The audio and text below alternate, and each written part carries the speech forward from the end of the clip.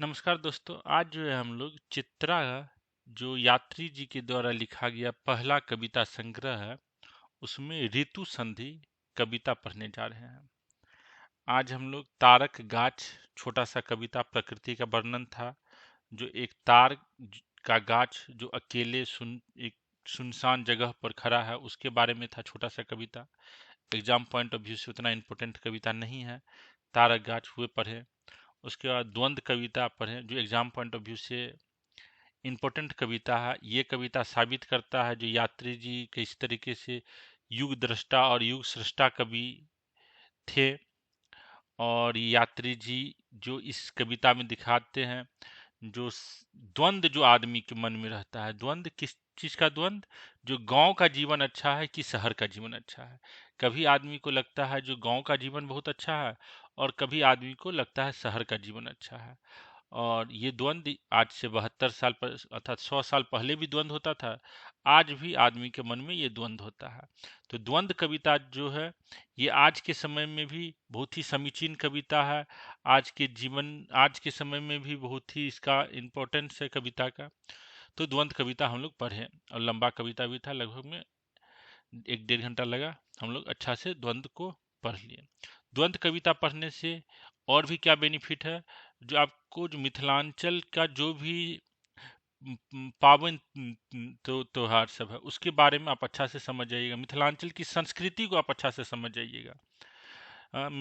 तो द्वंद्व कविता को पढ़ने से ये भी आपको बेनिफिट हुआ। जैसे वहाँ मिथिलांचल में कौन कौन सा पावन कौन कौन सा फेस्टिवल होता है, कौन कौन सा पावन त्योहार हम सब मनबै छी, जेना चौड़चन, देवउठान, नवान। ओकर बाद कोन कोन टाइप के धान होइ छै, गेहूँ होइ छै, कोन कोन फल फूल होइ छै, और ई सब हम सब जान लिए। तो द्वंद्व बहुत जरूरी कविता छलै और वो बहुत नीक कविता रहलै हमरा सब लए समझै लए, मिथिला के संस्कृति के समझै लए। आब जे हम सब पढ़ै ले जा रहल छी से छै ऋतु संधि कविता। ऋतु संधि कविता जे छै ई कविता में यात्री जी अपन प्रयाग में छै और प्रयाग में जे गर्मी लागि रहल छै हुनका ओकर वर्णन वो अपन पत्नी के कए रहल छै और इहो बता रहल छै जे केना मिथिलांचल के या में जे वर्षा भए होइ छै ओहि समय मिथिलांचल के जे सुंदरता बढ़ै छै ओकर वर्णन छै।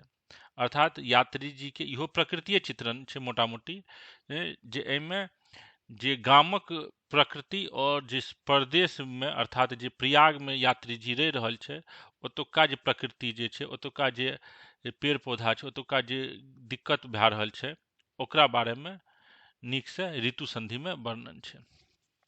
ओकर बाद जे हम सब आइ के टारगेट लेने छलिए वंदना, ओकरो पढ़े के कोशिश करबै। तो पहले तो ऋतु संधि करिए। ऋतु संधि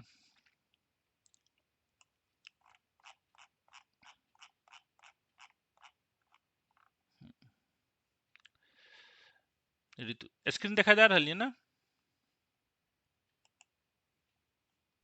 हाँ हाँ सर, आबैये दिखाई दऽ सर। रहल ठीक छै। अच्छा, केवल केवल मुकेश जी बाज थे, बाकी आदमी से वहां सब शांत रहब। अगर जा तक अहाँ से हम स्पेसिफिकली नहीं कहब, खाली मुकेश जी के मौका दिए बाजे के खंड। ठीक छै, तो पढ़े छै ऋतु संधि। चिर प्रतीक्षा कयल बहुत ताकल बाट, जेठ बीतल भेल नहीं बरखा, रहल नभ ओहिना खलबाट। जे चिर प्रतीक्षा बहुत दिन से ई कतर छै यात्री जी? प्रयाग में लिख रहल छी, इलाहाबाद में ई कविता यात्री जी लिख रहल छै। हाँ, ककरा लिख रहल छै? अपन कनिया के लिख रहल छै। कथी के बारे में लिख रहल छै? जे बहुत दिन से इंतजार कए रहल छी, प्रयाग में वर्षा नहीं भए रहल यऽ, हमरा बहुत गर्मी लागि रहल यऽ। हाँ, ओकरे वर्णन छै। चिर प्रतीक्षा कयल बहुत ताकल बाट, जेठ बीतल भेल नहीं बरखा। बहुत दिन से प्रतीक्षा कए रहल छलियै, चिर प्रतीक्षा कयल बहुत ताकल बाट, बहुत दिन से हम बाट मतलब रास्ता ताकि रहल छलहुँ, अर्थात मेघ के आबे के इंतजार कए रहल छै यात्री जी, एकर वर्णन कयल छै। जेठ महीना बीत गेलै, हाँ भेल नहीं बरखा, पानि नहीं पड़लैए, रहल नभ ओहिना खलबाट। जे नभ रह, नभ मतलब आसमान, ओहिना मतलब ओहिना, खलबाट मतलब तो डिक्शनरी मीनिंग छै खलबाट मतलब गंजा होनाइ। हाँ, सर अगर खलबाट होइ छै तो ओकरा माथा पर कोनो केस नहीं होइ छै। लेकिन एतऽ जे एहि कवितामे खलबाटके अर्थ की भेलै जे नभमे आसमानमे कोनो बादल नहि छै। तऽ खलबाटके मतलब एतऽ की आबि रहल छै जे यात्री जी अपन कनियाँके कहि रहल छै हम जे प्रयागमे छी बहुत दिनसँ इंतजार कए रहल छलहुँ जे आब आसमानमे मेघ लागतै कि मेघ लागतै तऽ खूब वर्षा हैत, लेकिन देख रहल छी बहुत दिनसँ जेठ बीत गेलैए, वर्षा नहि भए रहल छै और आसमान ओहिना खाली छै, आसमानमे कतहु कोनो मेघ नहि लागल छै। तऽ एतऽ खलबाटके मतलब की भेलै खाली भेनाइ। कथीसँ खाली भेनाइ? मेघसँ खाली भेनाइ। कोन चीजके खाली भेनाइ? मेघ से आकाश के खाली भेनाइ के अर्थ में छै। रहल नभ ओहिना खलबाट, आसमान जे छै बिना मेघ के ओहिना खाली छै। आइ थिक अषाढ़ बदी षष्ठी, उठल अछि खूब जोर बिहार। आइ जे छै अषाढ़ के मौसम छै, बदी मतलब होइ छै कृष्ण पक्ष और ओकर षष्ठी अर्थात कृष्ण पक्ष में छठम दिन छै। हमरा सबके जे कैलेंडर बनबै छियै, कैलेंडर जे छै दू टाइपसँ बनै छै, एगो टाइप छै सौर कैलेंडर, एगो छै चंद्र कैलेंडर। चंद्रमास कहै छै, एगो सूर्य मास कहै छै। चंद्रमा के जे मूवमेंट छै धरती के चारों ओर, ओहि मुताबिक हमरा सबके महीना जे छै ओकरा कृष्ण पक्ष कहै छियै और 15 दिन के लगभग में होइ छै कृष्ण पक्ष और एगो होइ छै शुक्ल पक्ष। कृष्ण पक्ष में अमावस्या आबै छै और शुक्ल पक्ष मतलब इजोरिया। हाँ, तो यह बदी जे छै कृष्ण पक्ष ले छै और षष्ठी अर्थात कृष्ण पक्ष के छठम दिन छै। अषाढ़ के महीना छै, शुक्ल कृष्ण पक्ष छै और षष्ठी के दिन छै, अर्थात दिन के बारे में बता रहल छै। उठल अछि खूब जोर बिहार, बिहार मतलब तेज से हवा उठनाइ। तो कह रहल छै बहुत जोर से हवा उठलैए। तकरा बाद ओकरा बाद सघन कारी घन घटा से भऽ रहल अछि व्याप्त ई आकाश। सघन कारी घन घटा से, घन मतलब घनघोर, घटा मतलब बादल से भऽ रहल अछि व्याप्त ई आकाश। ई आकाश जे छै व्याप्त भए रहल है। पहले तऽ कहलकै जे खलबाट छलै नभ, लेकिन आब जे अषाढ़ के कृष्ण पक्ष के षष्ठी दिन छै, आइ बिहार उठलैए और ई आकाश में की भए रहल छै? बादल लागि रहल छै। आइ वर्षा होयत सजनी, होइत अछि विश्वास। ओ अपन कनिया के कहि रहल छै जे हमरा लागि रहल यऽ जे आइ वर्षा हैत, हमरा विश्वास भए रहल यऽ। आइ वर्षा होयत सजनी, हे सजनी हमरा लागि रहल यऽ जे आइ वर्षा हैत, हमरा विश्वास भए रहल यऽ। भऽ रहल छथि अवनी पुलकित, लैत छथि निश्वास। भऽ रहल छथि अवनी पुलकित, अवनी मतलब धरती, पुलकित मतलब खुश भेनाइ, लैत छै निश्वास, निश्वास मतलब भेलै सांस लेनाइ। तऽ सांस लै के अर्थमे तऽ की भेलै जे धरती जे छै आब नीक लागि रहल छै। जा तक वर्षा नहि होइ छै, जा तक सूखल रहै छै धरती, ता तक धरती देखैमे नहि नीक लागि रहल छै। एतऽ भावार्थ ई भेलै जे धरती जे छै वर्षाके मौसमके संभावनामे नीक लागि रहल छै। भऽ रहल छै तऽ अवनी पुलकित, अवनी मतलब धरती, पुलकित मतलब खुश खुश खुश होनाइ। पुलकित के लेकिन एतऽ भेलै जे पेड़ पौधा जे छै उ में फूल लागि रहल छै। पुलकित कियाकि धरती केना पुलकित हेतै? जो धरती पर जखन पेड़ पौधा में पेड़ पौधा सब फूल सब लागतै तहने कहबै जे धरती जे छै पुलकित भए रहल छै। लैत छथि निश्वास, निश्वास मतलब सांस लए रहल छै। जे गर्मी से जे धरती परेशान छलै, धरती पर जे पेड़ पौधा सब परेशान छलै, से सब सांस लए रहल छै, निश्वास लए रहल छै। मुदा अपना देश में तऽ होयत वर्षा भेल, सरपहियु एक नहीं क्या खेप।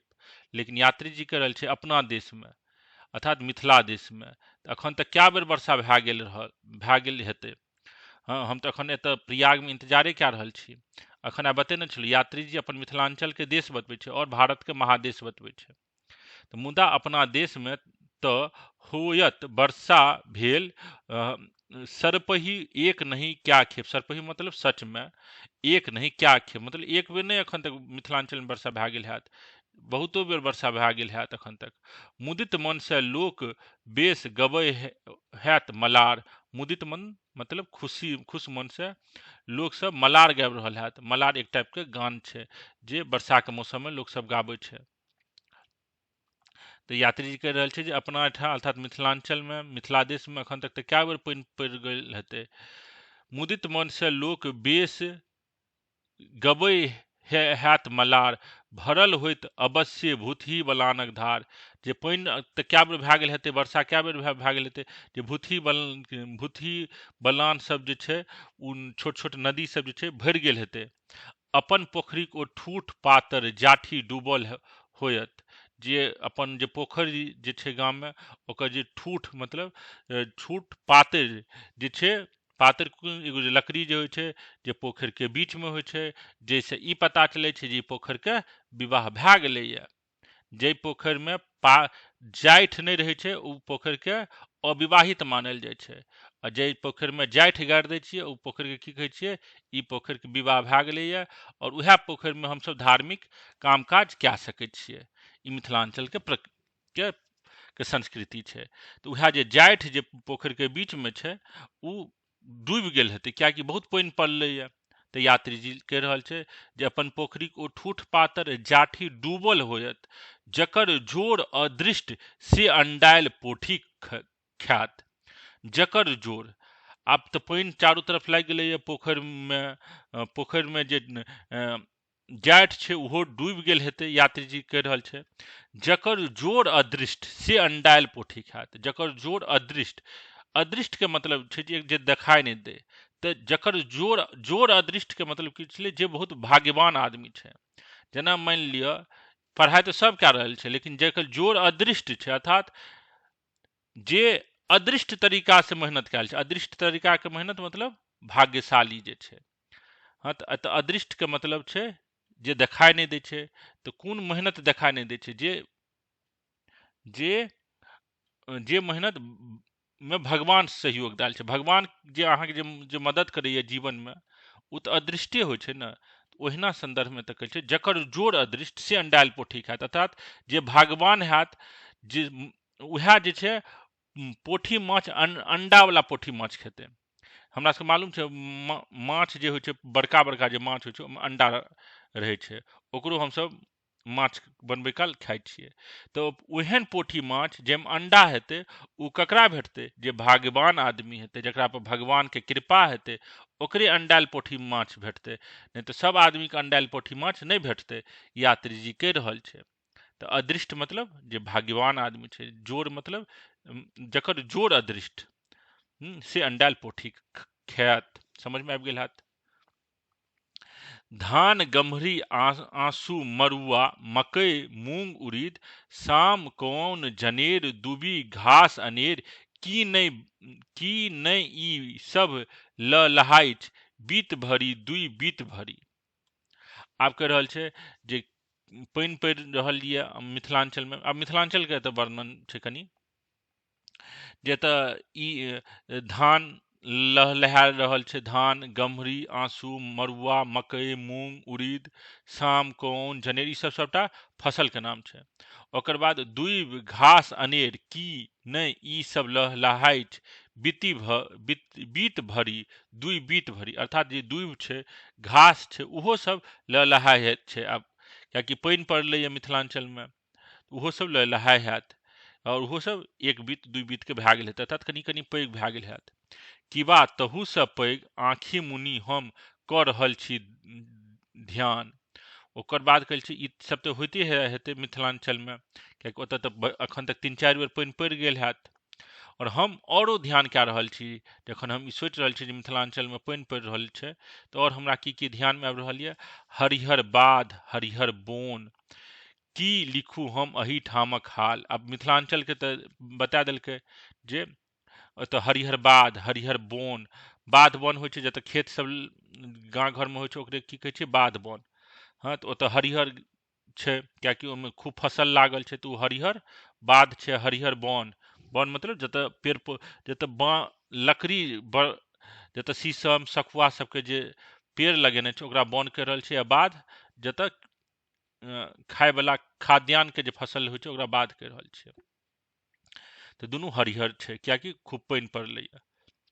ई तऽ मिथिलांचलके चित्रण कए देलकै एहि कवितामे। आब अपन इलाहाबादके चित्रण करते था। की लिखू हम एहिठामक हाल। आब यात्री जी कह रहल छै अपन कनिया के, हम एहिठामक हाल की लिखू। अगुए में बहै छथि भगीरथी, अछि सएहटा कल्याण। हमरा, हम जतऽ रहि रहल छी ओकरे आगू में भगीरथी अर्थात गंगा बहि रहल छै, इएहटा कल्याण के गप छै। प्रबल गर्मी के ताप से कहुना बचल अछि प्राण। एतऽ एते गर्मी लागि रहल यऽ, ओहि गर्मी के ताप से हमर प्राण कहुना के बचि रहल यऽ। सजनी नमरल घन घटा के देखी, मन होइछ हमहू करिए। आब कह रहल छै जे हे सजनी, आइ जे प्रयाग में इलाहाबाद में जे ई घनघोर बादल लागलैए, एते चारों तरफ जे फैलल आसमान में बादल छै, ओकरा देख के हमरा मन में होइए, की होइए, मन होइछ हमहू करिए कालिदासे जकाँ ओकरा शोर। जेना कालिदास के एकटा पैघ फेमस कविता छै मेघदूत। मेघदूत एगो कविता छै। ओहि मेघदूत में की होइ छै जे मेघदूत अपन कनिया के चिट्ठी लिखै छै, केकरा मार्फत से, मेघ के माध्यम से। एकर कनिटा छोट सनक कहानी बता दै छी। एगो स्वर्ग लोक में एगो मेघदूत रहे, एगो आदमी रहे छै, एगो यक्ष रहे छै। ओकरा अपन कनिया से बहुत प्रेम रहे छै, और किछु कारणवश वो एहन काज कए दै छै जे ओकरा इंद्र जे छै श्राप दए दै छै जे अहाँ अपन कनिया से 1 साल ले अलग रहब।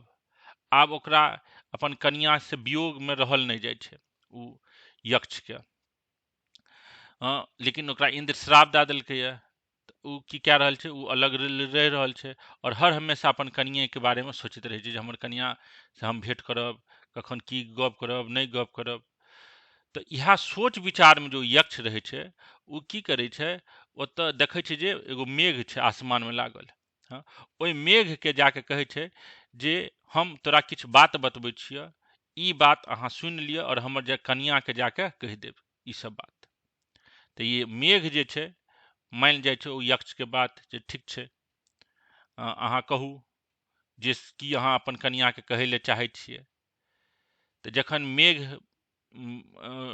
ओकर बात मान जाइ छै यक्ष के, तब यक्ष जे छै बतबै छै जे की चिट्ठी में लिखनाइ छै, अर्थात कोन बात ओकर कनिया के जाके कहे के छै। तो वह पूरा कविता छै मेघदूत में, जे मेघदूत बन के जाइ छै और पूरा वर्णन कविता में रूप में करने छै।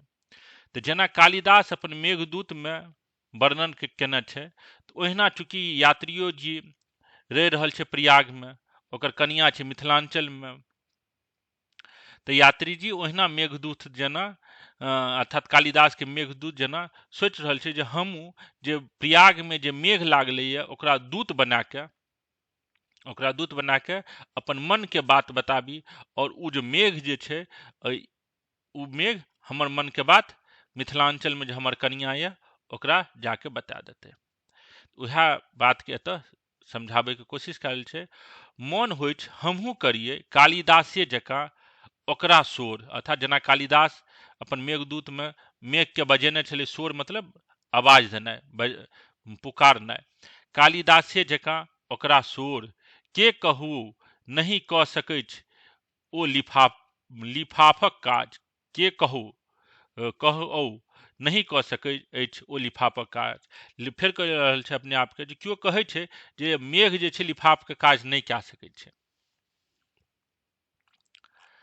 राति दिन झरकी लगे अछि, आरी धूरक नहीं कोनहूठा रेख। आब कह रहल छै गर्मी के फेर एतऽ वर्णन छै जे राति दिन झरकी लागि रहल छै, अर्थात गर्मी लागि रहल यऽ हमरा, कतऽ प्रयाग में लागि रहल यऽ। आरी धूरक नहीं कोनूटा रे, जे एहन एक तऽ हमरा गर्मी लागि रहल यऽ, और आरि धूर के कोनो रेखा नहीं छै। आरि केकरा कहै छियै, जे खेत के बीच में जे दूटा खेत जे रहै छै ओकर बीच में जे बाउंड्री बनै छै ओकरा आरि कहै छै। छोट सनक जे बाउंड्री होइ छै ओकरा आरि कहै छियै। पैघ बाउंड्री जे रहै छै दूटा खेत के बीच में ओकरा लीख कहै छियै, जे हमसब काल्हि पढ़ने छलियै। आरि मतलब छोट सनक। तऽ आरि जे छै एगो बाउंड्री के काज करै छै। आरि धूरक नहीं कोनूटा रेख, रेख मतलब लाइन, धूर मतलब ओहो लाइने भेलै, खेत में या खाली जगह में रहे छै। निरंतर आगू महक ई नग्न पातर देखी दुखाइत अछि माथ। निरंतर आगू महक ई नग्न पातर देखी, पातर मतलब एगो एहन रेगिस्तानी जगह के कहै छै पातर, खाली जगह के, बंजर जगह के। तो यात्री जी देख रहल छै जे जतऽ रहि रहल छै अखन पानि पड़लैये नहि, अखन खाली बादल लागलैये प्रयाग में, ओकतुका वर्णन कए रहल छै जे जे खाली जगह जे छै, जे बंजर जगह छै, ओकरा देख के यात्री जी के माथ दर्द कए रहल छै, कियाकि ओतऽ एते गर्मी लागि रहल छै, एते धूप छै, एते गर्म हवा चलि रहल छै जे यात्री जी के सर भारी भए रहल छै, माथा जे छै दर्द दए रहल छै। ओकरे वर्णन छै, राति दिन झरकी लगे अछि आरी धूरक नहीं कोनो ठा रेख। कोनो आरि धूर के कोनो रेख हमरा नहीं देखाई दे रहल यऽ। निरंतर आगू महक ई नग्न पातर देखी दुखाइत अछि माथ। चश्मा अबै अछि नहीं काज। जनरली मानल जाइ छै जे चश्मा लगा लै से माथ के जे दर्द छै वो कम भए जाइ छै, अर्थात अहाँ पढ़े लिखे छियै तऽ चश्मा लगा लिअ। लेकिन ई जे गर्मी के जे मौसम के जे गर्मी जे लागि रहल छै यात्री जी के प्रयाग में, वो चश्मा लगबै से वो गर्मी जाय वाला छै नहीं, जाय वाला छै। वएह बात के कहल छै, चश्मा अबै अछि नहीं काज, हरियरका की करिया ओह। कोनो चश्मा लगबै से कोनो काज नहीं लागि रहलै। मुदा हमरा हेबैत अछि विश्वास, लेकिन हमरा आइ विश्वास भए रहल अछि। अहूठाम सखी, अब कनिया के कह रहल छै सखी, आब मूसलाधार बरखा होयत तखन नहीं ई आँखि माथ दुखत। तऽ जखन एतऽ वर्षा हैत तऽ हमरा जे आँखि माथ सब दुखा रहल छै ओ नहीं दुखायत। भोर खन गंगा नहबै काल, जखन भोर में ठरल लागल पानि। हम जखन आइ भोर में गेल छलहुँ गंगा में नहबै लए तऽ हमरा केहन लागल, जे ठरल अर्थात ठंडा लागल एतुका पानि। बूझल तखन हम बुझलहुँ हिमालय में गली रहल अछि बर्फ। तो हमरा की अंदाजा लागल, की हम अंदाजा लगेलहुँ जे हिमालय में बर्फ गलि रहल छै। और हिमालय में बर्फ कखन गलै छै, जखन गर्मी बहुत बढ़ि जाइ छै, आ जखन गर्मी बहुत बढ़ि जाइ छै तऽ बारिश होइ छै। तऽ उएह अंदाजा एतऽ लगा रहल छै, कल्पना कए रहल छै जे हिमालय में गली रहल अछि बर्फ, भऽ रहल अछि ग्रीष्म आब समाप्त, बरखा पर्याप्त। अर्थात ग्रीष्म जखन खत्म हेतै तऽ बरखा प्राप्त हेतै, पानि पड़तै। ई जून महीना में लिखल प्रयाग में कविता छै। तऽ ऋतु संधि प्रकृति के चित्रण छलै। एहिमे एगो पातर शब्द के अहाँके डिक्शनरी में देखा दै छी अर्थ। देखू पातर शब्द छलै, पातर मतलब की छै, बस्ती से शून्य विस्तृत क्षेत्र, डेजर्टेड रीजन। तऽ एगो पातर शब्द अहाँके एतऽ पता चल गेल। और ककरो एहिमे कोनो शब्द में समझे में दिक्कत ये तऽ कहू, हम अपन मोटा मोटी समझाइए देलहुँ यहाँ सबके ई कविता के अर्थ। मुकेश जी समझ में आयल? हाँ सर। चलू तऽ एकर अर्थ एक बेर किताब से पढ़ि लै छियै। द्वंद्वो के कहानी पढ़ि लै छियै और एकरो पढ़ि लै छियै, ऋतु संधियो पढ़ि लै छियै।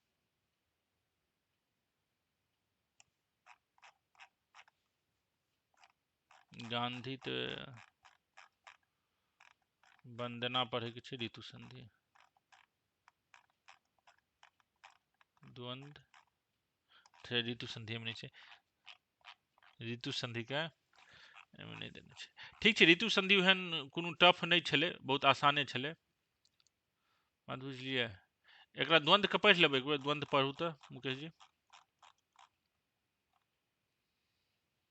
हेलो, हाँ सर। पढ़ू द्वंद्व वाला। द्वंद्व। कवि यात्री जी के समय में भारत में आर्थिक, राजनीतिक, धार्मिक एवं सांस्कृतिक रूप से संक्रमण काल छल। एही काल में समग्र प्राचीन मान्यता टूटि रहल छल। लोक नवताक दिस आकृष्ट भऽ रहल छल। ग्रामीण परिपाटी टूटि रहल छल। धार्मिक आस्था और विश्वास उठि रहल छल। आर्थिक क्रियाकलाप में सेहो परिवर्तन आबि रहल छल। जे व्यक्ति खेत में काज करैत छलाह आय सकैत छलाह। ओ शहरक चाक चित्त में भसियाए लागैत छलाह। कवि सेहो पढ़बाक क्रम में काशी तऽ गेले छलाह, अपन कर्म क्षेत्रक रूप में पहिने तऽ पटनाक चयन कयलक, ओकरा बाद कलकत्ता, दिल्ली, इलाहाबाद, पंजाब आदि अनेक शहर भ्रमण करैत रहलाह। तें आब ओ द्वंद्व में पड़ि गेल छथि कि ग्रामीण परिवेश उपयुक्त आ कि शहरी परिवेश। एहि द्वंद्वक माध्यम सँ कवि एक दिस तऽ गामक रमणीयता, ओहि ठामक लोक निष्ठुरपन, ओहि ठामक सुख सुविधा आदि के चित्रित कयलनि अछि, तऽ दोसर दिस शहर आधुनिक विकास सँ युक्त सुख सुविधा, सिनेमा, रेल, शहर, हवाई जहाज, बस, ट्राम, बिजली आदि संग आर्थिक सुख, उत्तम शिक्षा आदि सँ भरल शहरी जीवनक चित्र सेहो खींचल अछि। कवि एक दिस कहै छथिन जे जे व्यक्ति गामही पर रहि अपन सर समाजक संग जीवन व्यतीत कय लैत अछि, ओ धन्य अछि। अपन गामक परित्याग के ओ अभिशाप बुझै छथिन। चिर प्रवासी व्यर्थ, हम अनका ऊपर के मेटाओत, कपारक ई लिखबाक, क्रूर नियति भयंकर अभिशाप। मुदा दोसर दिस पुनः संदेश दैत अछि जे गाम घुरबाक जुनि इच्छा करह, आने अपन पूर्व संबंधी किंबा परिचित बिछोहक अफसोच करह, कारा जे आब गामक जीवन के आधुनिक भौतिक बाद दासी बनौने जा रहल अछि। शहर में रहएवाला लोक प्रबुद्ध एवं प्रगतिशील अछि। ओ आधुनिक अनुसंधानक अनुकूल अपना के बदलि रहल अछि। तें जो गाम छोड़ि शहर आबि गेलहुँ तऽ आब पाछा घूमि के नहीं देखबाक चाही। गाम दिसक घुरबाक जनु इच्छा करह तऽ पूर्वापरिचित व्यक्ति किंबा वस्तु समिति हेतु करे जनु अफसोच। अधिभौतिक शक्ति के दासी बनौले जा रहल अछि। प्रगतिशील प्रबुद्ध मानव नागरिक जन्म भरि तऽ गाम लय रहबह हकन करैत। कवि गाम के स्मरण करैत कहै छथिन जे शहर में कतहु विकास भऽ गेल छैक तऽ एहि ठाम तरौनी सन गाम, गढ़हवा सन आम, इनारक शुद्ध पानी, हरिहर खेत, पहाड़ी चौर चन्नाक पिड़किया, कोजगराक मखान, गमकौआ मोहिका चाउर आदि सब प्राकृतिक सुविधा लेल मन बनावत रहित जाइत। लेल मन बौआइत रहैत अछि, मुदा गामक लोकक अधिकांश समय निरर्थक व्यतीत भऽ जाइत छैक। लोक निष्क्रिय भऽ जाइत अछि। तोरो यदि शहरक यही विकसित जीवन से मन भरि गेल होय तऽ जा गामही में जमैन से छौंकी के पटुआ साग और सरसों तेल में बनल माछक झोर खाइत रहिय, टटका फल और तरकारीक आनंद लैत रहिय, खेलिह शतरंज और भांग खाय महादेव के बोकियाबैत रहिय, बरद पर बैसी नहीं दरबज्जा पर बैसी तंबाकू खाइत गोलेसी करैत रहिय। मुदा देश बहुत तेजी से आगू बढ़ि रहल अछि। राजा बहादुर रामेश्वर सिंह हवाई जहाज कीनि रहल छथि। दरभंगा हराही पर ओकर उड़बाक लेल मैदान बनतैक। आब ग्राम तंत्र टूटि रहल छैक। लोकक सोच आ विचार में परिवर्तन आबि गेल अछि, जाहि से मैजनिक अंत भऽ गेल। महाजनिक छै। आब ककरोहु कियो सहन नहीं करत। लोक शहर जाय मेहनत मजूरी क आत्मनिर्भर भऽ रहल अछि, तखन ककरो मातहत किया कियो रहत। आब पुरनका बही खाता नहीं चलत। सने सने जाति प्रथा समाप्त भऽ रहल छैक। कवि एहि दुनू मध्य तुलना करैत कहै छै जे आब हम कथमपि गाम दिस नहि घुरब, घुराब कि मुँह पाछा दिस से कि हमरा बुते कहियो हैत। यद्यपि कविके अपन गाम, अपन क्षेत्र बहुत नीक लगै छनि, ओ ओकरा कहियो बिसरै नहि चाहै छथि, किन्तु की हम बिसरि पायब तरौनी सन ग्राम, गरहरा सन आम, दीदीक इनारक पानि? तथापि ओ संदेश दैत छथि जे एहि सभक लेल पश्चातापक नहि चाही। नव विकास और नव्यताक आग्रही यात्री समयक बदलबाक प्रेरणा देलही अछि। ओ कहै छथि गाममे रही जीवनके व्यर्थ बिताब आ आधुनिक प्रगतिमे पाछू रहि जायब। एवं विध देखै छी जे कवि ग्रामीण जीवन आ शहरी जीवनक तुलना करैत प्राचीन और नव युगक चित्रण केलनि अछि, जाहिमे नव युग प्रगतिशील विचारधाराक जन्म विकासक संगी शहरमे भेल अछि तऽ परिवर्तनक आग्रही यात्री युग द्रष्टाक रूपमे प्रतीत भेल अछि। हुनक दूरदृष्टि बहुत आगू चलि गेल अछि। एखनुक घटैवला घटनाके ओ 100 वर्ष पूर्व देखि लेने छलाह।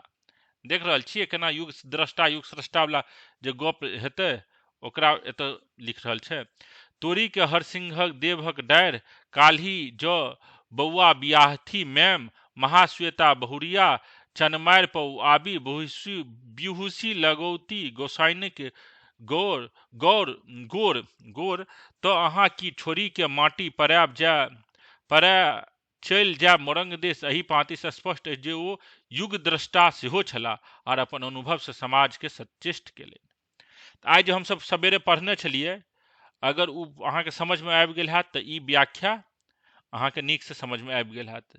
जे आदमी नहि सुनलियै सवेरेके ओ एक बेर पहिले कविताके पूरा अर्थ समझि जायब, एक बेर सुनैके कोशिश करब तऽ अहाँके ई पूरा समझमे आबि जायत। नहीं पहली बार एतैसँ सुनने हैब तऽ कनि ऑड लागि सकैए। तऽ ठीक छै, ई समझमे आबि गेल जे क्लास करने छलियै। जी सर। हाँ आशीष जी समझमे आबि गेल ना? जी सर। युग दृष्टा वाला भी, उ वाला भी थोड़ा क्लियर भए गेलै सर कि की उदाहरण दै छै। हाँ अहाँके बतेनहिए छलहुँ युग दृष्टा वाला गप। जी। चलू वंदना पढ़ै छियै। वंदना बहुत इंपॉर्टेंट कविता छै और ई वंदना जे छै अहाँके 15 अगस्त 1947 के लिखल गेल कविता छै। एहि कवितामे यात्री जी बहुत खुश भए जाइ छै जे आब तऽ हम स्वर्ग लोक जीत जायब, आब तऽ स्वर्गमे सीढ़ी बना देब कियाकि हमरा से आज़ादी भेट गेल यऽ। तऽ इएह वाला गप सब एतऽ छै। हे तिरहुत हे मिथिले ललाम, मम मातृभूमि सत सत प्रणाम। हे तिरहुत, मिथिलांचल के तिरहुतो कहै छियै। मिथिलांचल के कोन नाम छै सबसे पुरान नाम? विदेह, ओकर बाद मिथिला और ओकर बाद तिरहुतो छै। ओना ब्रिटिश गवर्नमेंट के समय अपना सबके तिरहुते कहल जाइ छलै। जे ब्रिटिश गवर्नमेंट के समय, मुगलों काल के समय, गुप्तो पीरियड में मिथिलांचल के तिरहुते कहल जाइ छलै, अर्थात एडमिनिस्ट्रेटिव नाम मिथिलांचल के तिरहुत छै। और जे मिथिलांचल के आदमी मिथिलांचल के आदमी एकरा मिथिला कहै छै, अखनो कहै छै आ पहिलियो कहै छलै।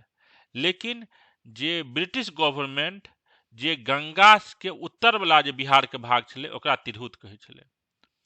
मुगलो काल में गंगा से उत्तर वाला भाग जे छलै मिथिला बिहारक, ओकरा तिरहुत कहल जाइ छलै। तऽ ई अहाँके मालूम होइके चाही जे तिरहुत शब्द ककरा ले यूज होइ छै। पिछला बीपीएससी में 2-3 साल पहले तिरहुत शब्द के यूज करने छलै पीटी में। आब तऽ तिरहुत के नहीं ओना यूज करल जाइ छै एडमिनिस्ट्रेशन में, लेकिन ई तिरहुत एडमिनिस्ट्रेटिव शब्द छै मिथिलांचल ले, सरकारी शब्द छै, ई मालूम होइके चाही। हे तिरहुत हे मिथिले ललाम, हाँ मम मातृभूमि सत सत प्रणाम, हमर जे मातृभूमि यऽ मिथिला, ओकरा सत सत प्रणाम, सैकड़ों सैकड़ों प्रणाम। तृण तरु शोभित धन्य धान भरित, तृण मतलब जे पौधा होइ छै, तरु मतलब तृण मतलब छोट फूलक पौधा, तरु मतलब पैघ पौधा, शोभित धन्य धान भरित, धन्य धान भरित, धन्य धान अर्थात पेड़ पौधा से जे भरल मिथिला छै ओकरा प्रणाम हम करै छी। अपरूप छटा छवि स्निग्ध हरित, जोकर जे छटा जे छै अर्थात मिथिलांचल जे देखैमे लागै छै बहुत सुंदर लागल छै, अपरूप छै। छवि जे छै मिथिलांचल के उ स्निग्ध हरित छै।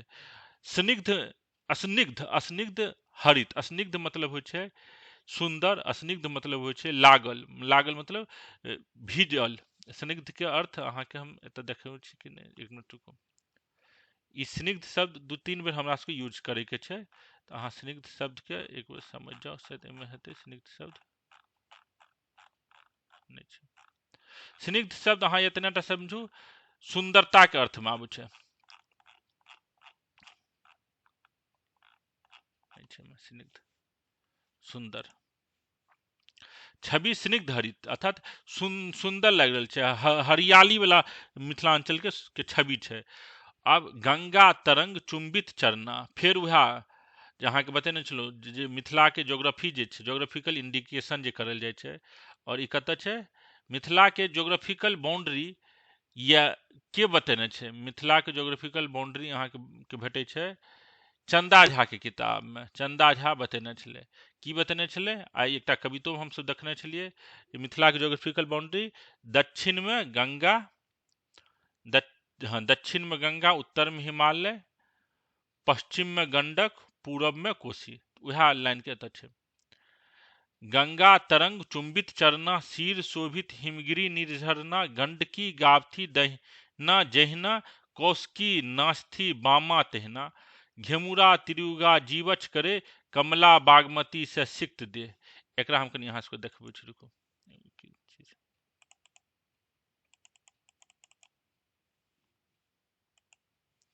जे दुर्गानाथ झा श्री के जे किताब जे छै, ओहिमे अहाँके ई देखा जायत, और ई बहुत इम्पोर्टेंट लाइन छै, ई अहाँ सबके मालूम होइके चाही, और इह लाइन के बेर बेर या यूज करल जाइ छै, बहुत जगह एकरा यूज करल जाइ छै। देखो, मिथिलाक भौगोलिक सीमा क्षेत्र, मिथिलाक परंपरागत सीमा बृहद विष्णु पुराण 5म शतीक मिथिला महात्म खंड में वर्णित अछि, जकर अनुवाद कविश्व चंदा झा एही प्रकारे केने छथि। की छै मिथिला के ज्योग्राफिकल इलाका, तो एतऽ देखो, गंगा बहथी जनिक दक्षिण दिशि, पूर्व कौशकी धारा। मिथिलांचल के भौगोलिक सीमा की छै, इहा ओतऽ फिर यूज करलकै है बेर बेर कविता में, अलग अलग कविता में। तो अगर अहाँ एतऽ देख लेबै मिथिलांचल के ज्योग्राफिकल इलाका की छै, ज्योग्राफिकल बाउंड्री की छै, तो हमेशा अहाँ के याद रहत। गंगा बहथी जनिक दक्षिण दिशि, पूर्व कौशकी धारा, पूर्व में कौशकी नदी बहै छै, कोसी नदी बहै छै, पश्चिम बहती गंडकी, उत्तर हिमवत बल विस्तारा, उत्तर में कोन छै, हिमालय जे छै, हिमालय के जे बल के विस्तार भए रहल छै, उत्तर में छै। तो पूरब पश्चिम उत्तर दक्षिण मिथिलांचल के बाउंड्री पता चलि गेल। ई कहिया के छै, बृहद विष्णु पुराण जे छै, ओहिमे मिथिला महात्म खंड में 5म शताब्दी में ई लिखल गेल छै। कमला, त्रियुगा, अमृता, घमौरा, बागमती, कृतसारा, ई सब नदी के नाम छै जे मिथिलांचल के बीच में बहे छै। मध्य बहती लक्ष्मणा प्रभृति से मिथिला विद्यागारा, और बीच में लक्ष्मणा नदी बहे छै। ओहन विद्यागारा मिथिलांचल के पहिलो कथी ले कृति छलै, मिथिलांचल के जे प्रसिद्धि छै पहलियो छलै, आज से 1000 साल पहलियो, और आइयो अगर मिथिलांचल के जे प्रसिद्धि छै उ विद्या अर्जन ले छै। मिथिलांचल के आदमी आइयो विद्या अर्जन कए के अपन पेट पाले छै, पहलियो विद्या अर्जन कए के छलै। मिथिलांचल के कहियो राजनीतिक महत्व नहीं रहलै, सैनिक महत्व नहीं रहलै, जे मिथिलांचल के आदमी बहुत बलशाली छलै से कहियो नहीं रहलै। मिथिलांचल के प्रसिद्धि रहलै ओकर विद्या अर्जन ले, जेना जनक भेलै, याज्ञवल्क्य भेलै, और हमरा सबके मालूम छै पूरा बंगाल से मिथिलांचले में विद्यार्थी पढ़े ला आबै छलै, पूरा असम से मिथिलांचल में पढ़े ला आबै छलै, अर्थात पूरा नॉर्थ इंडिया के विद्यार्थी सब, पूरा नॉर्थ इंडिया से विद्यार्थी सब आबै छलै पढ़े ले कतऽ, मिथिलांचल। जेना कोटा जाइ छै लोग पढ़े ले, ओहिना वेद पुराण के पढ़े ले लोग कतऽ आबै छलै, मिथिलांचल में आबै छलै। मध्यकाल में और आदिकाल में, मध्यकाल में एकर और कारण छलै, मध्यकाल में पूरा भारत में मुसलमान दिल्ली सल्तनत सब भए गेल छलै, तो जे अहाँ के यूपी वाला इलाका भेलै, दिल्ली वाला इलाका भेलै, बंगाल वाला इलाका भेलै, ओतुका जे नवाब जे छलै, ओतुका जे सुल्तान जे छलै, वैदिक परंपरा के विरोधी छलै, लेकिन मिथिलांचल बहुत हद तक ई मुसलमान शासक सबके प्रभाव से बहुत दूर रहले और मिथिलांचल में मध्यकाल में वैदिक परंपरा बहुत दिन तक बहुत सुदृढ़ रहले। इहो सब कारण छै जे मिथिलांचल पढ़ाई ले बहुत समर्पित जगह मानल गेलैया।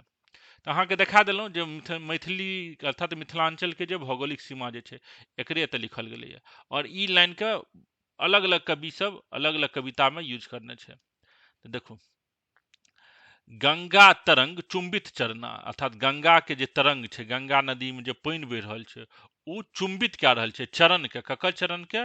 मिथिलांचल के चरण के। हाँ, अर्थात मिथिलांचल के दक्षिण में बहि रहल छै, अर्थात मिथिलांचल के नीचा में बहि रहल छै गंगा नदी।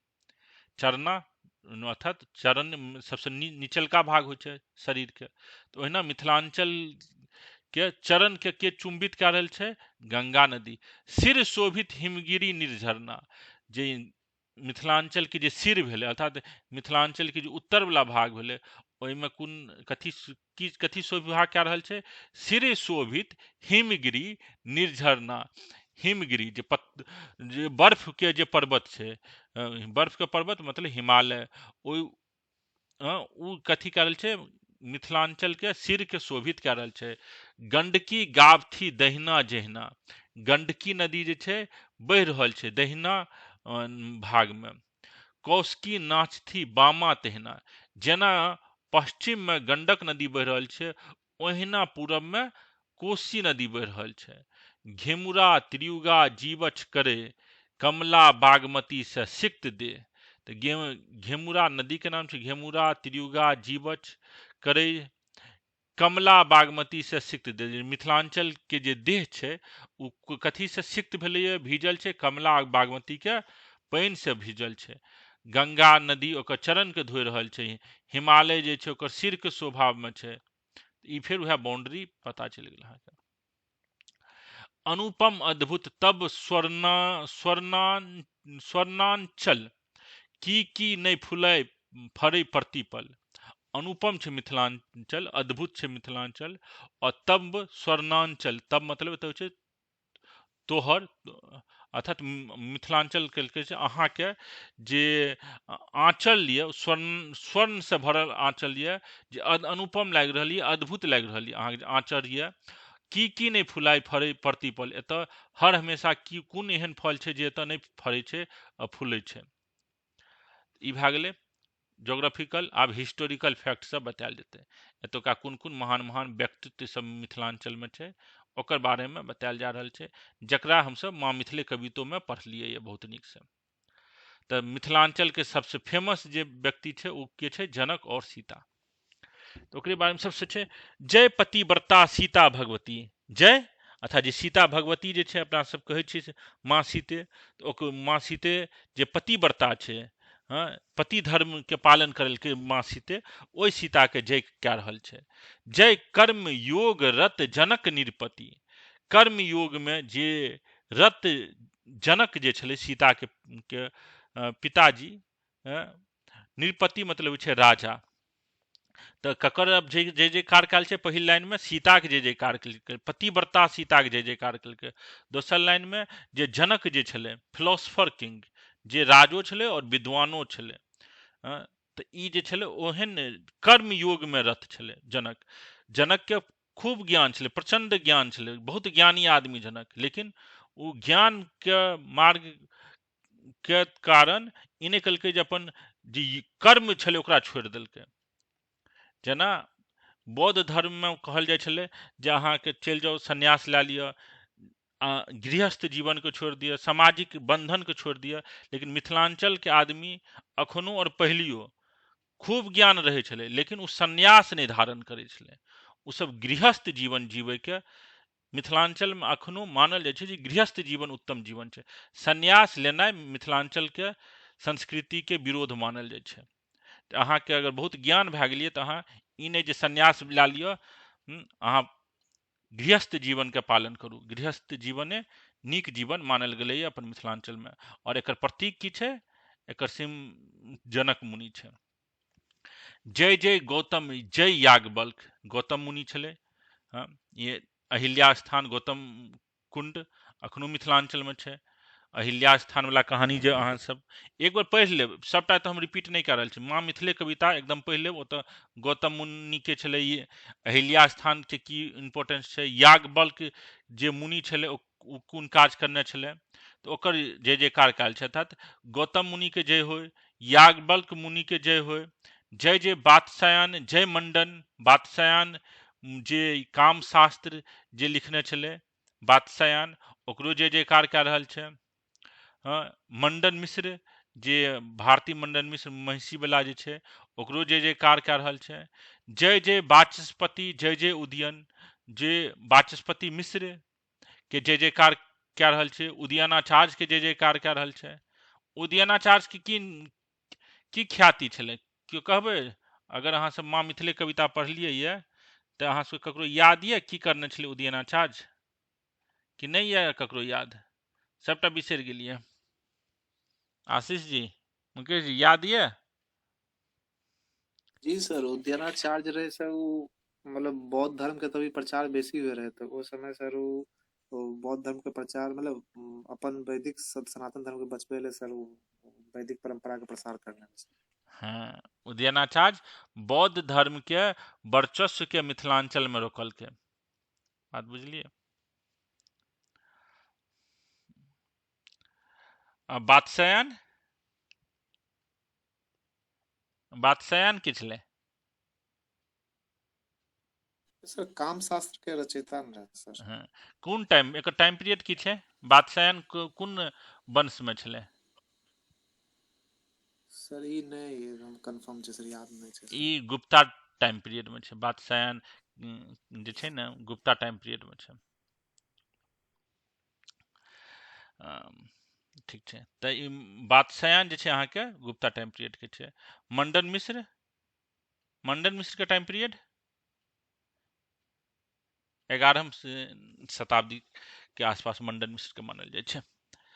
गंगेश पक्षधर सन महान, गंगेश पक्षधर ई सब विद्वान आदमी छलै, दार्शनिक छला, छथि विद्यमान विद्यमान ई सब दार्शनिक छलै। जग भर विस्तृत अछि ज्ञानदान, जकर पूरा संसार में फैलल छै। कोन बात फैलल छै? जे ई सब ज्ञान के दान करै छलै। जय जय, तऽ ई सब ककर सबके नाम छै फैलल ज्ञानदान में? गंगेश मिश्र, पक्षधर मिश्र, वाचस्पति मिश्र, उदयनाचार्य, अयाची मिश्र जे के नाम की छलै? अयाची मिश्र के की नाम छलै? बतू, अयाची मिश्र के नाम की छलै?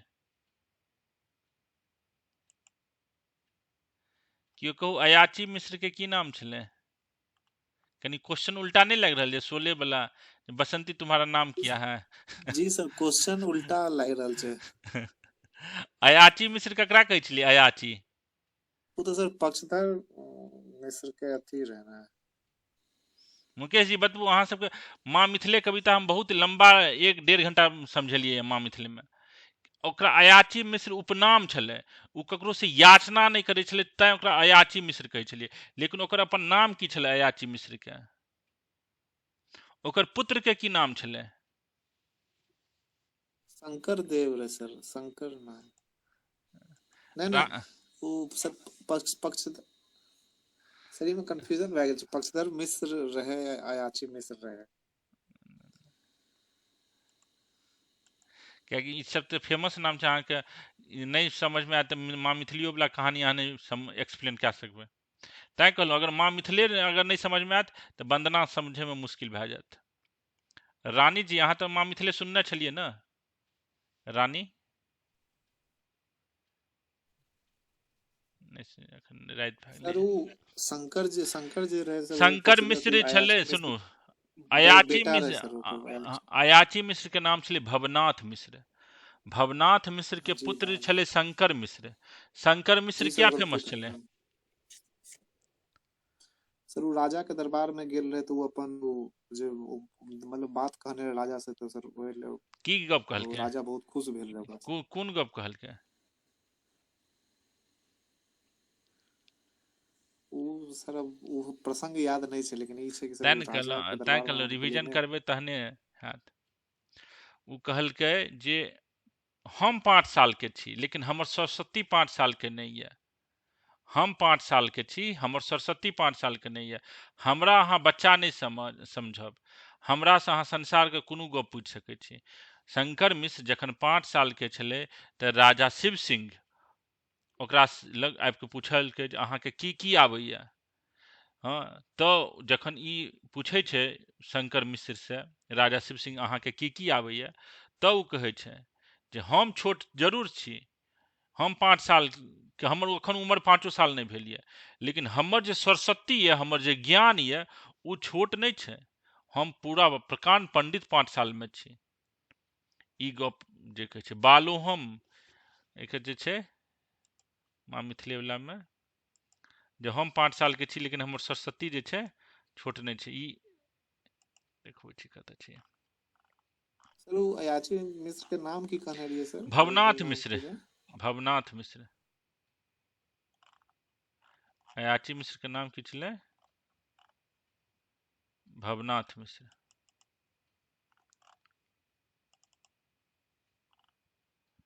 देखो छी माँ मिथिले, देखो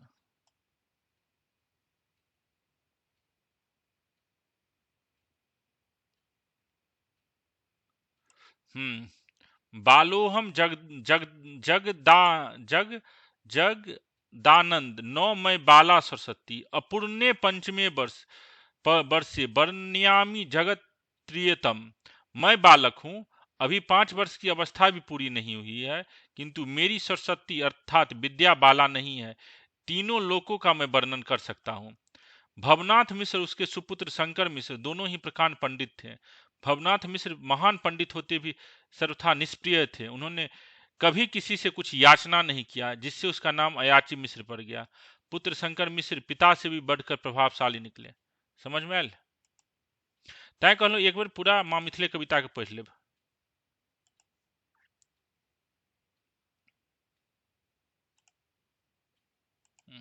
चलो, जग भर विस्तृत अछि ज्ञान दान जय जय कवि कोकिल विद्यापति। अब विद्यापति के जय जयकार कऽ रहल छै। यश जनिक आइ धरि सब गावथि। विद्यापति के जे यश छै, गुणगान छै, आइयो सब गाबि रहल छै।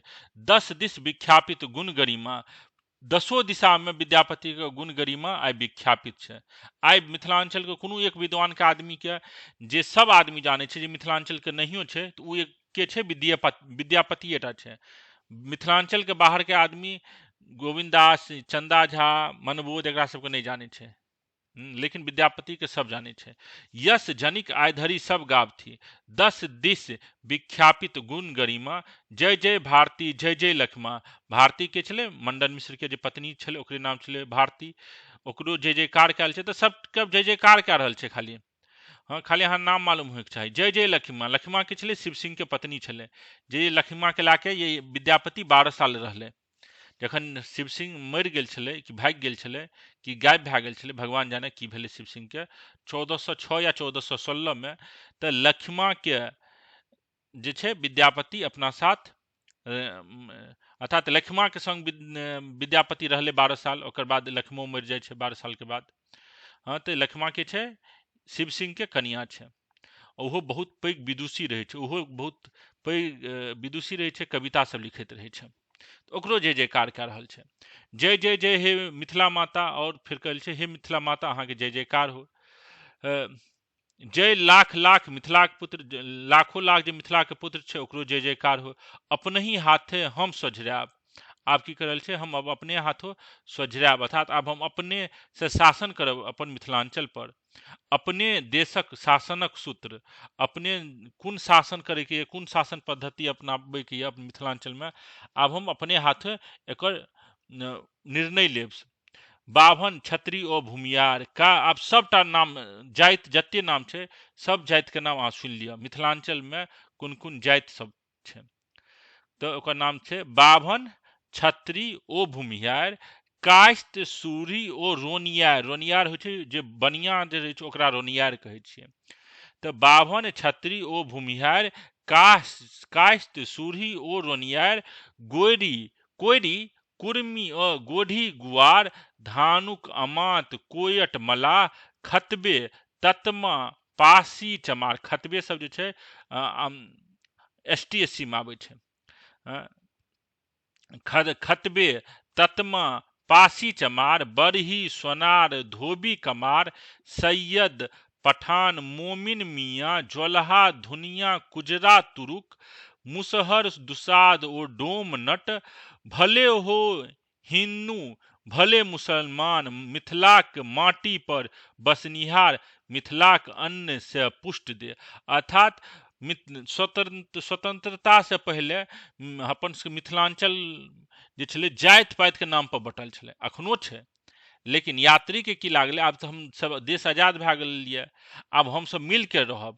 तऽ जे पहले मिल के तऽ हमसब अखनो नहि छियै आजादी के एते साल के बादो 75 सालों के बाद हमसब नहीं छियै, लेकिन वो कल्पना कए रहल छलै जे स्वतंत्रता से पहले जे मिथिलांचल जाति पाति में बटल छलै, कोन जाति पाति में बटल छलै तऽ भिन्न भिन्न प्रकार के जाति पाति में हमसब बटल छलियै।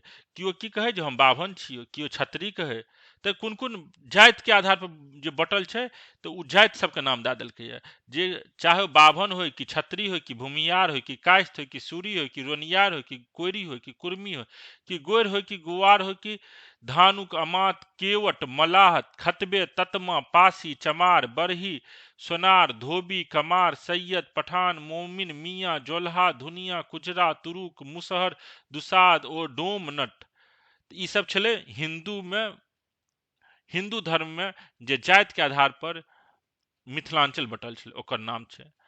आ फिर कहल छै भले हो हिन्दू भले हो मुसलमान, चाहे वो कोनो हिन्दू हो कि मुसलमान हो, मिथिला के माटी पर बसनिहार मिथिला के अन्न से पुष्ट दे, मिथिला के पानी से स्निग्ध कांति। स्निग्ध अखने हम सब स्निग्ध मतलब सुंदर बतेने छलहुँ, एतऽ स्निग्ध मतलब होइ छै चमक, भीजल। तऽ मिथिला के पानि से जे जकर शरीर के कांति आबि गेल, अर्थात जकर शरीर के जो सुंदरता छै मिथिला के पानि से छै, से सब आदमी मिथिलांचल के छै। सरपहियु सब कियो मैथिले थिक, दुविधा कथिक संशय कथिक। ककरो मन में आब ई दुविधा नहीं रहैके चाही, संशय नहीं रहैके चाही जे मिथिलांचल ककर छै। मिथिलांचल हिंदुओं के छै, मुसलमानों के छै। मिथिलांचल हिंदू के जते बटल जाति पाति छै सबके मिथिलांचल पर ओहिने हक छै, कियाकि सब आदमी के देह मिथिलांचले के अन्न से पुष्ट भेलैया, मिथिलांचले के पानि से पुष्ट भेलैया। और ई फर्क नहीं पड़े छै जे उ हिंदू छै कि मुसलमान छै। तऽ ई एतऽ बता रहल छै एकजुटता के प्रतीक दाल छै, चाहे करल छै हिंदू मुसलमान सिख ईसाई आब हम सब भाई भाई भए के रहब, कियाकि मिथिलांचल पर सबके अधिकार छै। ई देश कोश ई बाध बोन ई चास बास ई माटी पानी सबटा हमरे लोकनिक थिक। ई की कहै छै ई देश कोश, जे मिथिलांचल के देश जे छै मिथिलांचल के देश कोश। बाध बोन, बाध अहाँके बतैए जतऽ खेती होइ छै, खेती वाला जे पौधा लागे छै जतऽ धान गेहूँ, बोन जतऽ शीशम सब लगबै छियै, अर्थात जे फसल से यूज हम सब करै छियै लकड़ी के वस्तु बनाबै में, जे पलंग चौकी सब। ई चासबास मतलब जतऽ घर बनल रहे छै गाँव घर में ओकरा चासबास कहै छै। ई माटी पानी सबटा हमरे लोकनिक थिक, ई आब हमर अपन भए गेल, आब कोनो दोसर विदेशी शासन करे वाला के नहीं छै आब ई हमर गाम। दुविधा कथिक संशय कथिक, आब ककरो मन में कोनो दुविधा नहीं होइके चाही जे मिथिलांचल पर कोनो दोसर आदमी के शासन छै, और ककरो संशय नहीं होइके चाही। जय जय हे मिथिला माता कहल छै, हे मिथिला माता अहाँ के जय जयकार होय। सोनित बोकरे जे जुआल जोक त सफल तोहर बरछिक नोक। सोनित मतलब होइ छै खून निकलनाइ, सोनित मतलब छै खून। सोनित बोकरे जो जुआल जोक, जे जुआल जोक सब जे छै ओ अगर खून बोकरतै अर्थात मरि जेतै, अर्थात जखन ई अंग्रेज सब मरि जेतै, हाँ तखने हम समझब जे अहाँके कल्याण भेल। तो एतऽ जोंक के अर्थ में अंग्रेज के एलैया, जोंक शब्द अंग्रेज के ले यूज भेलैया। और सोनित बोकरनाइ मतलब अंग्रेज के मरि जेनाइ या अंग्रेज के एतऽ से भागि जेनाइ के अर्थ में छै। तऽ कहल छै सोनित बोकरे जौ जुआल जोंक तऽ सफल तोहर बरछिक नोक। बरछी के मतलब अहाँके जे हथियार ये उ तखन सफल हैत जखन ई जे अंग्रेज सब जे छै एतऽ से भागि जेतै, मरि जेतै, तखने अहाँके जे छै कल्याण हैत और तखने कल्याण भेल ये अहाँके। आब की कर रहल छै, आब अपन समाजवादी सोच के तऽ प्रचार कए रहल छै यात्री जी, मार्क्सवादी सोच के। खैता न अयाची आब साग, ककरो खसते कियाक पाग। आब अयाची मिश्र के साग नहीं खाए पड़ते। अयाची मिश्र के साग खाए के मतलब पहले की छलै, जे विद्वान आदमी सब छलै, विद्वान तऽ छलै लेकिन गरीब बहुत होइ छलै, तऽ ओकरा साग पात खाए पड़ै छलै। तऽ आब यहाँ यात्री जी कहि रहल छै, आब तऽ हमर देश आजाद भए रहल यऽ, आजाद भए रहल यऽ। आब जे विद्वान आदमी सब छै ओकरा गरीबीमे नहीं जीवन यापन करे पड़तै, ओकरो आब भरि पेट भोजन भेटतै, हाँ नीक नीक चीज खाय ले भेटतै। तऽ जे अयाची मिश्र सब जे के से तुलना कए रहल छै, जब केओ पढ़ल लिखल आदमी के गरीबी में नहीं जीवन बितबे पड़तै, ककरो खसतै कियाक पाग। आब तऽ हमर देश आजाद भए गेल यऽ, किया ककरो मान प्रतिष्ठा खत्म हेतै, ककरो खसतै कियाक पाग, किया ककरो मान प्रतिष्ठा खत्म हेतै। कियो आब कथी ले मूर्ख रहत। आब पहले गरीबी के कारण आदमी के मूर्ख रहे पड़े छलै, अखनो बहुत आदमी के गरीबी के कारण मूर्ख रहे पड़ रहल छै। तऽ कह रहल छै आब ककरो मूर्ख नहीं रहे पड़त गरीबी के कारण। कियो अब कथी ले कष्ट सहत, आब कियो आदमी कष्ट सहते, क्या कि आब तो हमर देश आजाद भए गेल यऽ। कियो किया होयत भूखे बता। पहले एते अकाल पड़ै छलै, जे कारण आदमी के भोजन नहीं भेटै छलै, तऽ बताह भए जाइ छलै। तऽ ओकरो जे तऽ कह रहल छै जे आब केओ भूख से बताह नहीं हेतै। कियो किया होयत फिक्रे बता, कियो आब एते फिकर मतलब चिंता में बताह भए जाइ छलै आदमी। तऽ आब हमर देश आजाद भए गेल यऽ, आब केओ भूख से तबाह नहीं हेतै, केओ चिंता नहीं करते, चिंता में बताह नहीं हेतै।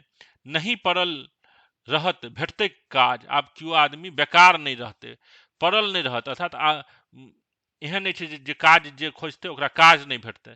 सब कल्पना कए रहल छै, कहिया के कल्पना छै, 15 अगस्त 1947 के, जे यात्री जी के छै कविता।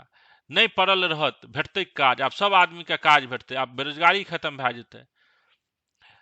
सब करत मौज, सब करत राज, सब आदमी आब मौज करते, सब आदमी राज करते। तो देख रहल छी ई यात्री जी कविता के मार्फत से देखबे चाह रहल छै जे ओहि समय के जे भारत के आदमी छलै, मिथिलांचल के आदमी छलै, ओकरा स्वतंत्रता से कते उम्मीद छलै, जे आब हम स्वतंत्र भए गेलहुँ यऽ। आब केओ पढ़ल लिखल आदमी के गरीबी में नहीं जीवन जीवे पड़ते, सब आदमी के काज भेटते, सब आदमी के भरि पेट भोजन भेटते, ककरो भूखल नहीं रहे पड़ते, ककरो चिंता नहीं करे पड़ते। तो देख लिया आइ 75 साल के बाद ई स्वप्न साकार भेलैया कि नहीं भेलैया। सब करत मौज, सब करत राज, सब आदमी मौज करते, सब आदमी राज करते। एहन नहीं छै जे आब खाली अंग्रेजी सब राज कर, जेना छलै 1947 से पहले खाली अंग्रेजे राज कयल छलै, आब सब राज करते। कहल छै पढ़ता गुणता करता पास, सब आदमी पढ़ते गुणते, गुण धर्म आनते, करता पास, सब आदमी पास करते। कथी नियम कानून पास करते, हाँ जे हमर समाज में कोन नियम चले, कोन आर्थिक व्यवस्था चाहिए, कोन सामाजिक व्यवस्था होइके चाहिए। तो ओकरे छै जुगल कामती छितन खबास, जे काजुल से भरी पेट खयत, ककरो नहीं बड़का धोधी होयत। तो आब जुगल कामती जीतन खबास, ई सब आदमी सबके नाम दे रहल छै। ई सब जे आदमी सब, जे सब काज करे वाला आदमी सब छै, जे काज करते ओकरा भरि पेट भोजन भेटते। पहले की छलै जे बहुत काज करे छलै लेकिन ओकरा भरि पेट भोजन नहीं भेटे छलै, तो ओकरो बारे में कह रहल छै जुगल कामती छितन खबास, जे काजुल से भरी पेट खयत, ककरो नहीं बड़का धोधी होयत। कियो आदमी मोटेतै नहीं, सब आदमी जे काज करते ओकरे पेट भरते। हाँ ई नहीं जे भ्रष्टाचार के कारण एक आदमी काज कर 10 आदमी काज करते, एक आदमी ओकर पैसा ला के भाग जेतै, जे अखनो भए रहल छै, पहिलेओ होइ छलै।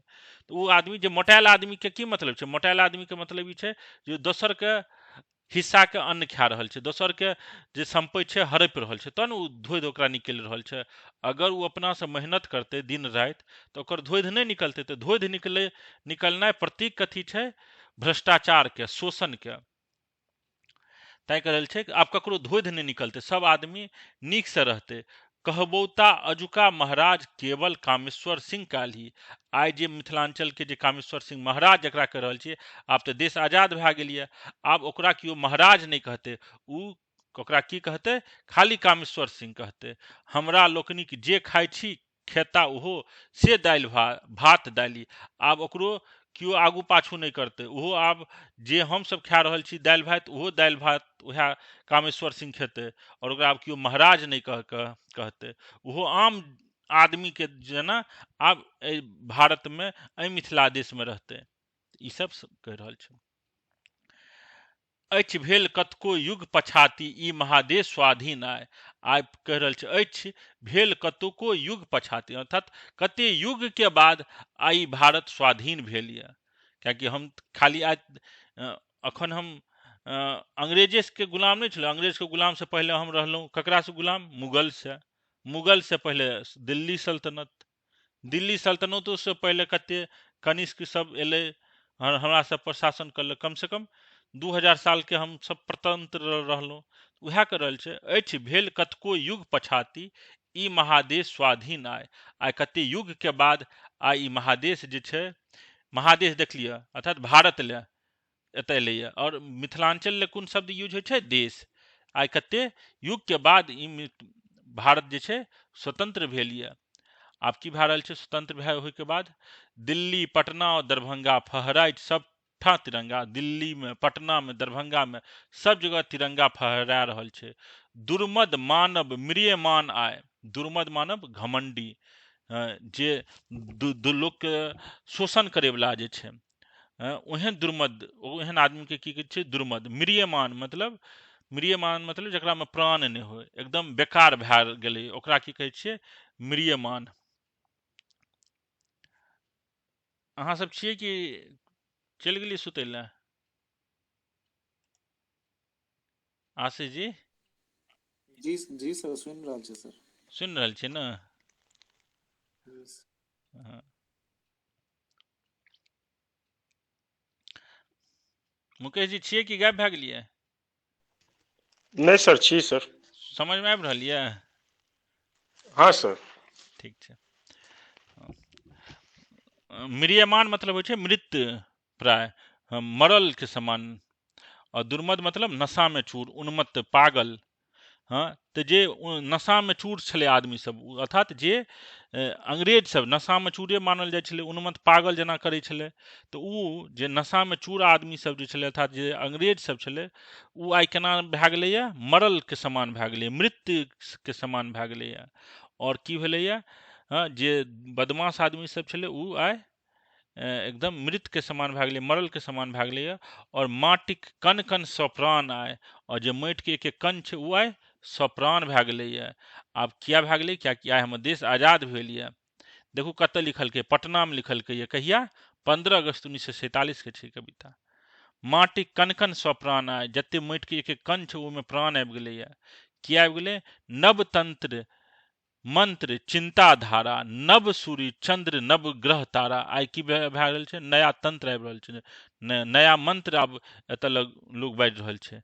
अब नया चिंतन के धारा आबि रहल छै। पहले छलै जे कहिया हमर देश आजाद हैत, लेकिन आब देश आजाद भए गेलै तऽ नया चिंताधारा, चिंतन के धारा भए रहल छै। नव सूर्य चंद्र नव ग्रह तारा। आब जे भारत में, मिथिला में जे सूरज उगते, एक नया सूरज उगते, नया चंद्रमा उगते, नव ग्रह तारा, नया तारा उगते। सब कथुक भेल अछि पुनर्जन्म, सब कुछ के आइ पुनर्जन्म भेलैए। ककर ककर पुनर्जन्म भेलैए? देश के आजाद होय के कारण सूरज, चंद्रमा, तंत्र मंत्र चिंतन सबके पुनर्जन्म भेल छै। हे हरित भरित हे ललित भेष, ललित मतलब सुंदर भेष वाली मिथिला माता। अहाँ के जे हरित हरियाली से भरल जे मिथिलांचल छै, ओकरा हम प्रणाम कए रहल छी। हे छोट छीन सन हमर देश, देख रहल छियै जे हे छोट छीन सन हमर देश, हे मातृभूमि सत सत प्रणाम। हे मातृभूमि, हम अहाँके प्रणाम कए रहल छी। हे मिथिलांचल, जे हमर छोट छीन सन हमर देश छी, ओकरा हम प्रणाम कए रहल छी। तऽ देख लेलियै ई कविता में कते इच्छा छलै स्वतंत्रता से यात्री जी के और भारत के आदमी के, मिथिलांचल के आदमी के। तो पूरा समझ में आबि गेल हैत एक एक शब्द मोटा मोटी। अगर नहीं ककरो दिक्कत ये तो जल्दी से 5 मिनट में पूछू, ककरो अगर कोनो दिक्कत ये तो। नहीं तो एकर व्याख्या जल्दी से कंप्लीट करल जाए।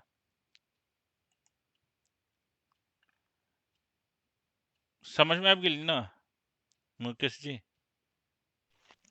हाँ सर, दुर्मत मतलब सर की कहलिए? दुर्मद मतलब होइ छै नशा में चूर। एक मीनिंग छै नशा में चूर, दोसर मीनिंग छै उन्मत्त, तेसर मीनिंग छै पागल, चौथा मीनिंग छै अच्छा नशा में, ओकर बाद छै अत्यंत घमंडी। ई सब छै डिक्शनरी मीनिंग दुर्मद के। आब एहि कॉन्टेक्स्ट में अहाँ दुर्मद के अर्थ लगा लियो। समझ ठीक में आयल? सर। हाँ सर। हाँ। और कोनो शब्द?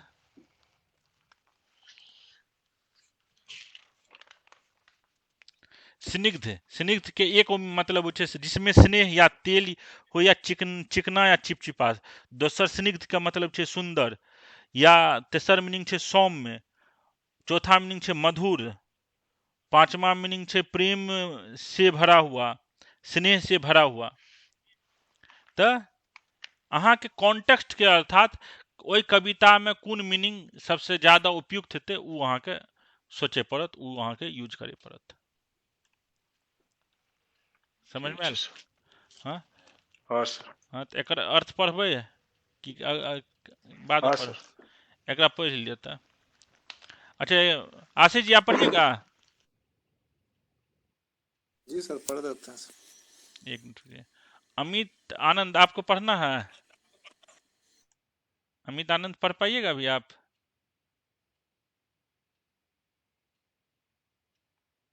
नहीं पढ़ पाएंगे, ठीक है, सुन रहे हैं यही काफी है। हाँ ठीक है, आशीष जी पढ़िए तो।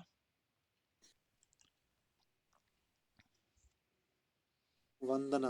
हम्म, प्रस्तुत कविता वंदना यात्रिक महत्वपूर्ण कविता अछि। एकर रचना 15 अगस्त 1947 के भेल। ई हुनक स्वतंत्रताक स्वागतक पुष्प अछि। स्वतंत्रताक बहाना से कवि मिथिलाक गौरव गान कयल अछि, संगहि देशक राक्षसी वृत्तिक शासनक अंत अनक अंत। देखाओल गेल अछि। तें आब कवि विश्वस्त छथि जे मिथिला पुनः प्राचीन गौरव के प्राप्त करत, संगहि भारत में सेहो उत्तमोत्तम शासन व्यवस्था होयत।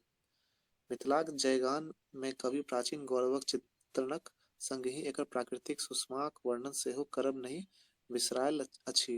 ओ कहैत छथि, संपूर्ण मिथिला में धन धान्य एवं वृक्ष लतादि से हरित भरित रहैत अछि। सब दिन कोनो न कोनो फल फसिल से खेत भरल रहैत छै, जाहि से एकर सुंदरता और बढ़ि जाइत छै। एकर कारण जे गंगा सदृश देवनदी प्रतिपल धोइत रहैत छथि आ मस्तक हिमालय सदृश धवल मुकुट से झाँपल रहे। कनी जोर से पश्चिम पढ़ू, में कनी आराम से पढ़ू ना, कनी जोर से पढ़ू और आराम से पढ़ू। एकर चरण के गंगा सदिश, कनी आराम से पढ़ू जे सब दिन आदमी सुनते हैं। हाँ। एकर चरण के गंगा सदृश देवनदी प्रतिपल धोइत रहैत छथि हाँ। आ मस्तक हिमालय सदृश धवल मुकुट सँ झाँपल रहैछ। पश्चिम में गंडकी आ पूरब में कौशिकी नाचि रहल छथि आ बीच में धेमुरा, त्रियोगा, जीवछ, करे, मला, बागमती आदि नदी अपन शीतल जल से एकरा शक्ति करैत रहैत छथि। एहन जे सब गुण एवं सुख संपदा से भरल लिदगर मिथिला हमर मातृ भूमि अछि, ओकरा हम सत सत नमन। हमर सत सत नमन। हमर सत सत नमन। एही ठाम स्वयं लक्ष्मी सीताक रूप में अवतरित भेलीह आ महाराज जनक विश्व के कर्मयोगक ज्ञान देलनि। महर्षि गौतम सदृश तपस्वी एवं यज्ञवल्क्य सदृश ज्ञानी वात्स्यायन, मंडन, वाचस्पति, उदयन, गंगेश, पक्षधर मिश्रक प्रभृत अनेक वरेण्य विद्वत जनक एवं जनक दर्शन आयु विश्व पथ प्रदर्शन करैत अछि। विद्यापति सन महान भाषा कवि जिनक रचना विश्वक धरोहर अछि आ लोक के अखन धरि रसाल रसा रसा पल्लावित पल्लावित रसा पल्लावित। रसाप्लावित के आनंद प्रदान करैत अछि। भारती जे अपन विद्वता से शंकराचार्य सन विद्वान के परास्त के विश्व में अपन ख्याति कैलनी।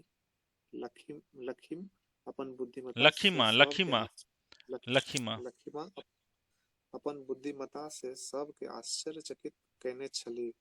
एहन पुत्र एवं पुत्रीक जन्म देनिहार माँ मिथिला के सत सत नमन।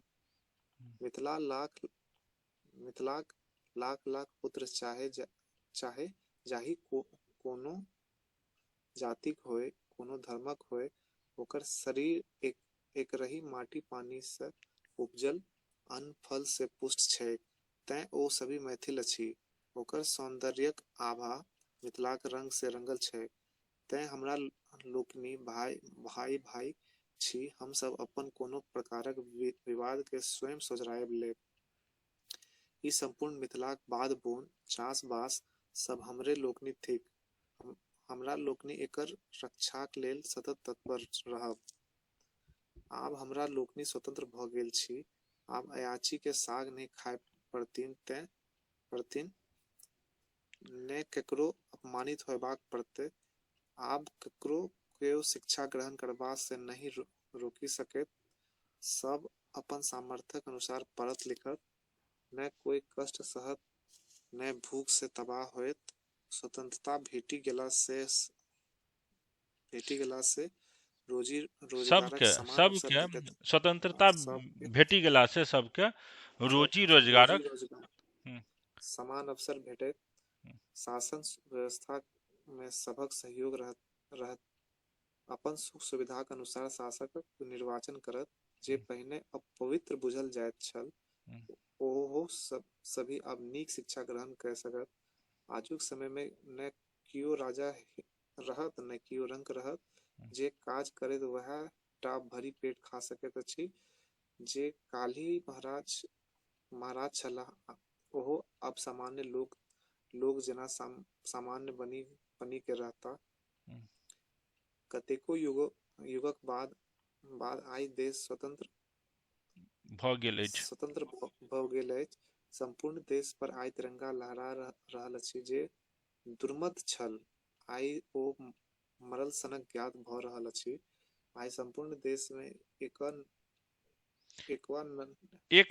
एकटा नव सोच, नव विचार, एकटा नव सोच, नव विचारधाराक उदय भेल छै। आई भारतक कण कण नवताक अनुभव कर रहल अछि, जेना सबक पुनर्जन्म भेल होय। एहन हरित भरित मातृभूमि के सैकड़ों बेर प्रणाम। यह कविता में कवि एक दिस मिथिला गौरव गान कैलनि अछि, ते दोसर दिस एही ठाम लोकक एकता सूत्रक कामना सेहो केने अछि।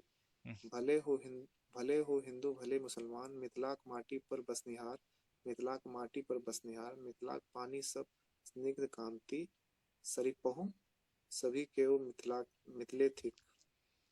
एही पातिक माध्यम से कवि मैथिलीक विस्तृत आयाम प्रस्तुत कयने अछि। एही सँ पूर्व मिथिल जाति में बँटल छल। कवि आशान्वित छथि जे स्वतंत्रता भेटि गेला से समाजक बहिष्कृत वर्गक जे लोक अछि, ओहो सब मुख्य धारा में आबि जायत। एही ठाम कविक ई ध्येय छनि जे स्वतंत्रता भेटला से आप समाज चहुमुखी विकास होतै। ककरहु से कोई छोट नहीं, आने न पैघ रहत, सब जन समान रहत आ तरक्की करत।